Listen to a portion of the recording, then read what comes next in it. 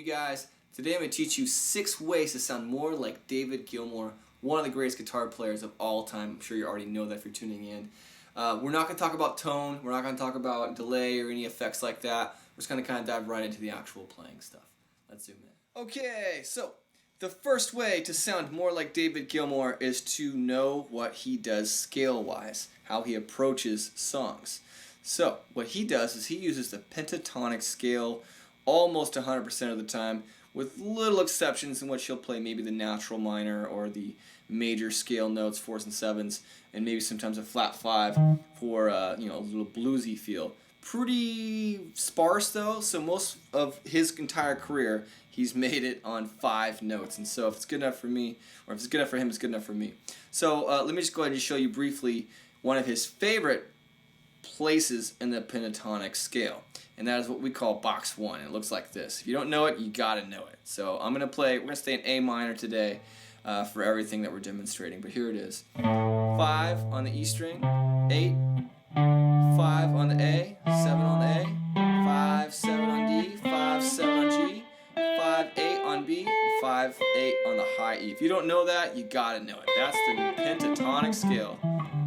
And that's particularly the shape that he spends a lot of time in. That's why I kind of did that one in my demonstration. Now you want to know how to play this both with minor and major, because he does a lot of major as well. In my opinion, his best stuff is in minor, but he's got a great major feel as well. Learn them both, get all 5 patterns, get to be a wizard in any key, and you're already going to be way ahead of everyone else and sounding more like David Gilmour. So let's go ahead and take it on to step number 2. It is bending. Of course, I gotta talk about bending. He is a bending maestro. And I'm not talking about just one bend, like here, the most common place in box 1. Like, that's good, yeah, and he's gonna use a ton of that. Now make sure, by the way, when you're bending, you're actually trying to hit a note. You're not just willy-nilly trying something, but really aim for something. Right? And so that bending is really key. And what he's going to do is he's going to really take this bending concept on every facet of bending, he's using it. So he's going to just do whole step bends. He'll do half step bends. Right? That's a kind of a bluesy thing. And then sometimes he'll do a whole and a half step bend. I'm going to go and demonstrate here in box 2 like I was doing in the demo.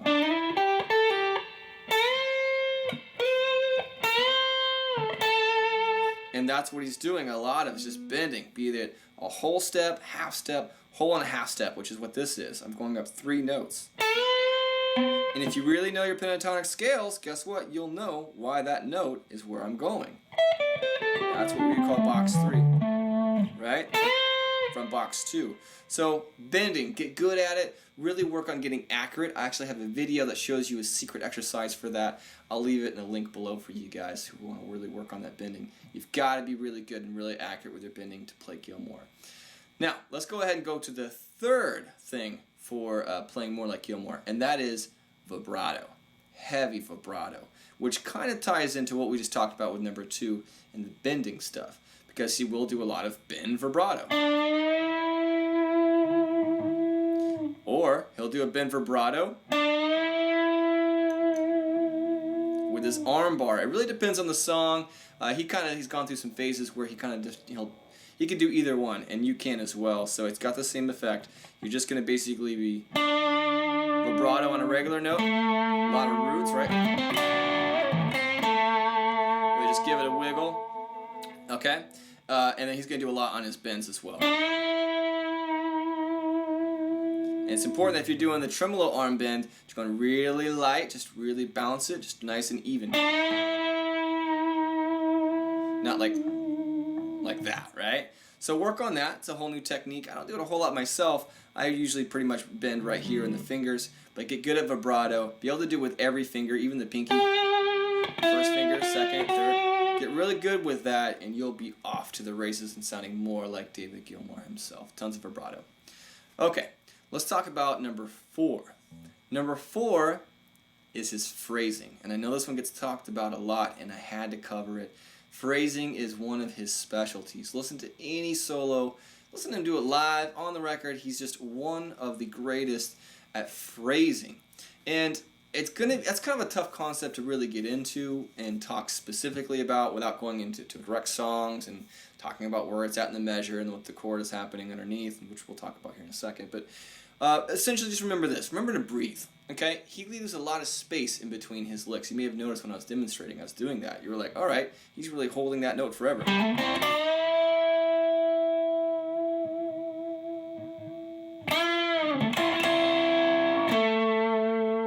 Really, just take your time. Just sit on a note for a while. Just let it wiggle and let it die, right? And that's one way to get a little bit more like Gilmour. I'm not going to be able to go too deep into that. I want to keep this video short. Just work on taking a breath, right? Play like a singer would sing.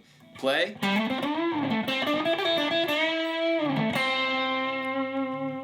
Breathe. And then go ahead and sing a little, right? Okay. Pick that one up from Steve Vai, actually. All right, cool. And now I want to talk about number 5, double stops. He loves to use double stops. And as I was jamming, I actually forgot to do a couple double stops that I had in my mind I was going to demonstrate. But one of them is like this. He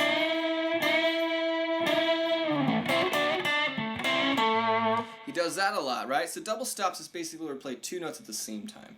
There's a lot of ways to approach that kind of a concept with all the techniques that we have on the guitar. So one way in which I just demonstrated was this kind of unison bend double stop technique, where I'm playing, again, just staying in A minor pentatonic, keeping it simple. I'm playing the B string 5th fret, and I'm going to bend the G string on the 7th fret. And by the way, I forgot to mention this with the bending. You want to try to bend with at least 2 fingers to 3 fingers if you can, usually bending with your 3rd finger most of the time. With rare exceptions, maybe you might want to bend with this one or this one. So always try to stack fingers behind. If you didn't already know that, you're welcome. That's an amazing tip. That's how the professionals actually bend, by stacking notes or stacking their fingers behind the ring finger for the actual bend. Anyways, I digress. The double stop, 5th fret B string, and then I'm going to have 2 fingers here, my 3rd finger on the 7th fret G and my 2nd finger on the 6th fret G. And I'm going to play my 1st finger on the 5th fret B. And I'm going to do this. I'm going to play the G and B together. As I do that, I bend this note up a whole step, creating the note of E, which is that note as well. And that creates this kind of anger, and I love that emotion that he creates with that kind of a double stop. So if you want to soup up your licks, instead of that bend, go.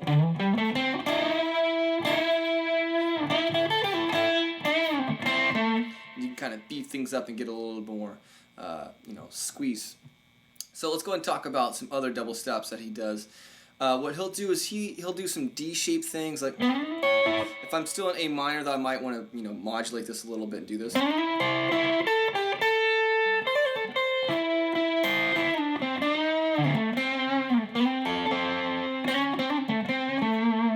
Right? So he's going to be doing a lot of double stops, and that kind of double stop technique is just endless. That's one way to do it. I'm not going to go too deep into that. We'll talk about that in the last step a little bit more, but just keep that little piece of information in mind. The last kind of double stop, and the one I demonstrated, was like right here in box 1. And I like to do this thing where I play with my 1st finger only, B and G strings on the 5th fret, and I just kind of give them a little. I'm not really aiming for anything.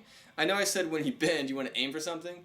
Well, this is kind of a nice bluesy technique in which you can bend and just not really have a destination in mind. Just give me some, just let it cry a little bit, right? Go a little out of tune. Check this out, what it sounds like.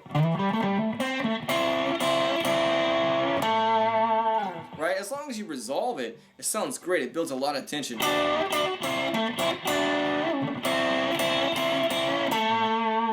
You'll hear that in Comfortably Numb in that 2nd solo. He does a ton of that. So the double stops you can really take and use to create a much more close kind of a sound to the Gilmour sound, because he does a ton of those in different ways. And then lastly, step number 6, the last thing that you can do to really sound like David Gilmour is use chord tones. And this is one of the tougher concepts to really master, but here's what I'd recommend. Without going into it, I'd recommend really knowing your scales first, getting really good with just jamming and bending and things like that, work on everything that we've gone through before you start talking about chord tones. It's a whole new game at that point. So chord tones, I'd recommend you get good at learning the cage system and kind of how all the shapes work along the neck. We're not going there today. And for a bonus, I would really highly recommend getting to know your theory a little bit as well. So that way you kind of have an idea from two angles on how to create better chord tones. And chord tones is why Gilmour is Gilmour, because he's playing melodically. So what does that mean, chord tones? So in the backtrack I was just jamming to, the first chord was an A minor, right? Here's an A minor right here, but I'm thinking of this one right here. And it's because I know the cage system. I know that that is an E minor shape, but it's an A minor chord. I'm not going to go there, but just know that these notes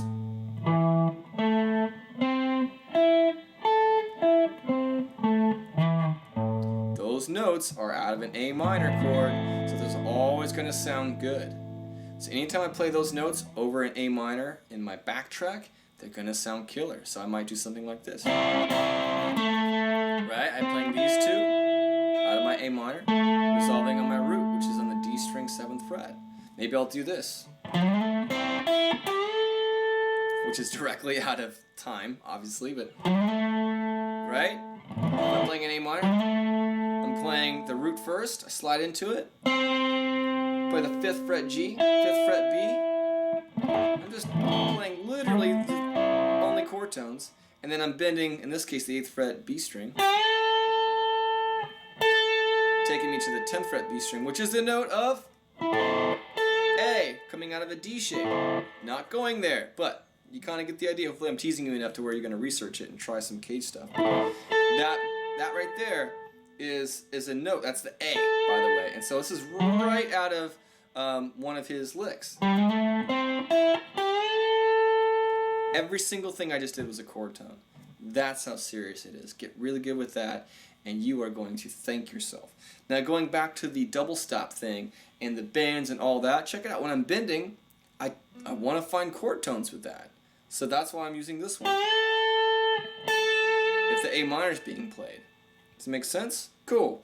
If, let's say, an A minor is being played, that's an A, C, E. Again, that's where that theory comes in. You don't have to know it, but check it out. Because I know it. I know that note is a D. If I bend that, that's an E. That's the 5th in the chord of A minor. Heck, if I've got an E minor chord happening, now I know I can do that. Again, this stuff is a big work in progress for a lot of guitar players. Take your time with it, but once you've learned and mastered those 6 steps, I'm telling you, you are going to be on fire and you're going to sound amazing and like one of the greatest guitar players of all time, David Gilmour himself. I hope you guys liked that video. Thank you so much. If you did, please leave me a like, subscribe, share it with your mom, your brother, your dad. Everyone's going to enjoy this kind of stuff. It's Gilmour. Come on, how can you not like it? Also, if you are wanting to kind of take it up a notch and get into some of those Gilmour licks and sound even more like Gilmour, I recommend clicking the link below. I've got 50 blues rock licks for the guitar, and a ton of what he does is right there in that book. Just right there waiting for you to grab it. Going to turn you into an amazing sounding guitar player in no time. All you got to do, click the link, check it out, and thank me later. Bye guys, we'll see you.